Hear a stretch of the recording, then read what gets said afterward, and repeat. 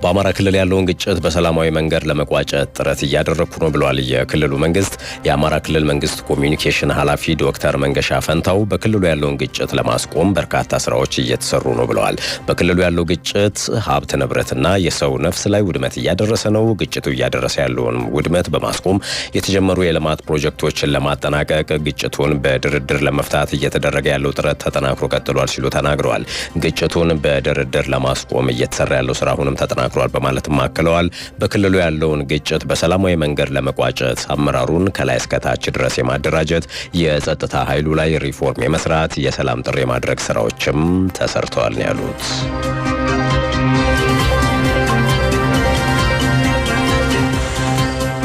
የብሔራዊ ባንክ ገዢ ዶክተር ኢዮብ ተካልኝ የአይኤምኤፍ ኮታ ማሻሻያ እንዲፋጠን ጥሪ ያቀረቡ ተብሏል። ዶክተር ኢዮብ ተካልኝ ከአይኤምኤፍና የዓለም ባንክ ዓመታዊ ስብሰባዎች ጎን ለጎን በዋሽንግተን ዲሲ በተካሄደው የአፍሪካ ግሩፕ 3 ቀጣይነት ስምምነት ስብሰባ ላይ ንግግር አድርገዋል። ዶክተር ኢዮብ በአይኤምኤፍ ኮታ ላይ የተደረገው የ50 በመቶ ጭማሪ ለዓለም አቀፍ ፋይናንሻል ሴፍቲኔት መጠናከርና ለአባል ሀገራት የሀብት ተደራሽነትን ለማረጋገጥ የሚረዳ አዎንታዊ እርምጃ መሆኑን በመገንዘብ የኢትዮጵያ ብሔራዊ ባንክ የተወሰደውን እርምጃ እንደሚቀበል ገልጸዋል።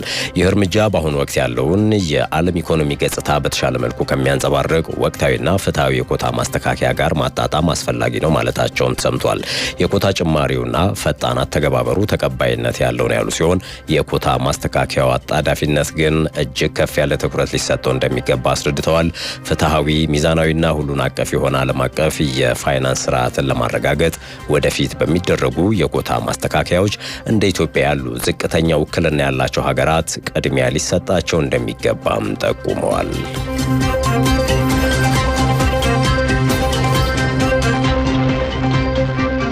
የአዲስ አበባ ከተማ ዕለታዊ የውሃ አቅርቦት መጠን ላይ 62000 ሜትር ኪዩብ ጭማሪ ተደርጓል ተባለ። የውሃ አቅርቦት ችግርን ለመፍታት በዚህ ዓመት ተጨማሪ አዳዲስ የውሃ ፕሮጀክቶች ሊጨመሩ መሆኑም ተገልጿል።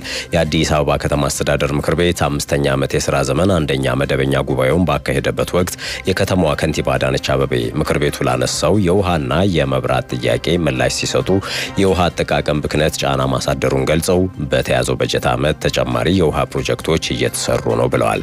በአዲስ አበባ ከተማ ዕለታዊ የውሃ አቅርቦት ላይ በአሁኑ ወቅት ወደ 62000 ሜትር ኪዩብ ጭማሪ መደረጉን ገልጸዋል። የውሃ አቅርቦትን ተደራሽ ከማድረግ አንጻር የቁጥጥር ስራዎች አለመኖራቸው እንደ ተግዳሮት አንስተውታል። ከንቲባዋ የመጠጥ ውሃ ለግንባታ፣ ለመኪና ማጠቢያ እንዲሁም ለተለያዩ ነገሮች ጥቅም ላይ ይውላል ብለዋል። ይህንን ለማስቀረትም ከተማ አስተዳደሩ የፍሳሽ ማጣሪያ ማዕከላትን በመገንባቱ ለዚህ አገልግሎት ከዚያ መጠቀም እንዳለባቸው አሳስበዋል።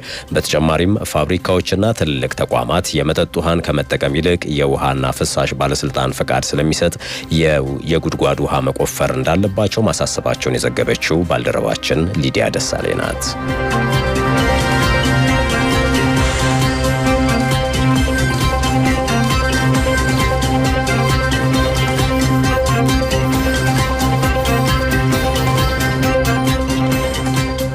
እንቀጥላለን። የተከበራችሁ አድማጮቻችን ኢትዮ ኤፍኤም 107.8 ላይ የምሳ ሰዓት መረጃዎቻችን እያስደመጥናችሁ ነው የምንገኘው። ወደ ቀጣዩ መረጃችን እንለፍ። ከዲያስፖራው አጀንዳ የማሰባሰብና ተወካዮችን የማስመረጥ ስራ በስኬት መጠናቀቁን የሀገራዊ ምክክር ኮሚሽን አስታውቋል። የኢትዮጵያ ሀገራዊ ምክክር ኮሚሽን በደቡብ አፍሪካ፣ በሰሜን አሜሪካ፣ በካናዳ፣ በተባበሩት አረብ ኤምሬትስ፣ በስዊድንና በእንግሊዝ የኢትዮጵያ ዲያስፖራ የተሳተፉባቸው መድረኮችን እንዳካሄደ ገልጿል። በአካል በመድረኮቹ ላይ መገኘት ያልቻሉትን በበይነመረብ መካፈል ላቸውን ነው ኮሚሽኑ የጠቀሰው። በመድረኮቹ የትውውቅ ግንዛቤ፣ የአጀንዳ ማሰባሰብና የተወካዮች ምርጫ መካሄዱንም አስታውቋል። መድረኮቹ አካታችና አሳታፊ እንዲሆኑ የማድረግ ግዴታውን ለመወጣት የሚቻለውን ሁሉ ጥረት ማድረጉንና ኢትዮጵያውያንና ትውልድ ኢትዮጵያውያንም መብታቸውን ተጠቅመው በንቃት ተሳትፈዋል ነው ያለው ኮሚሽኑ።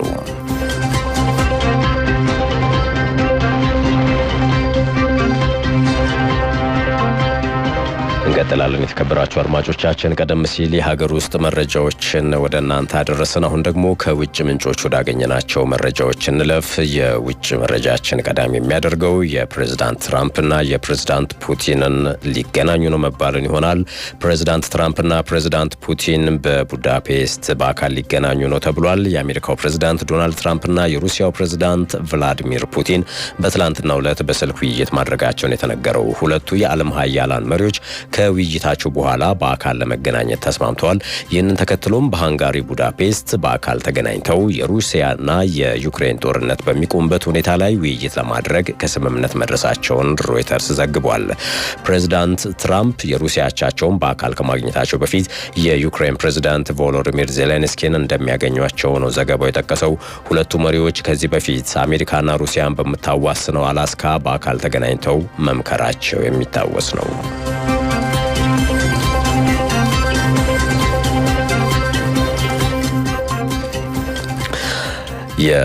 በዝርዝር ወደምንመለከተው የውጭ መረጃችን ደግሞ እንለፍ። የተከበራችሁ አድማጮቻችን የአፍሪካዊቷን ሀገር የማዳጋስካር ሁኔታን ይመለከታል። እንግዲህ ከሰሞኑ የአፍሪካዊቷ ሀገር የማዳጋስካር ሁኔታ ዓለም አቀፍ ትኩረትን የሳበ ጉዳይ ሆኗል። የተባበሩት መንግስታት ድርጅት ታዲያ የማዳጋስካር ሁኔታ አሳስቦኛል ብሏል። የአፍሪካ ህብረትም የሀገሪቱን በጊዜያዊነት ሀገሪቱን ከአባልነቱ አግዷታል። በአጭር ጊዜ ውስጥም የሲቪል መንግስት እንዲመሰረት ነው ያሳሰበው። የዛሬው ኢትዮ ተንታኛችን በዝርዝር የተመለከተው ጉዳይ ነው። ገነነ ብርሃኑን ያዘጋጀው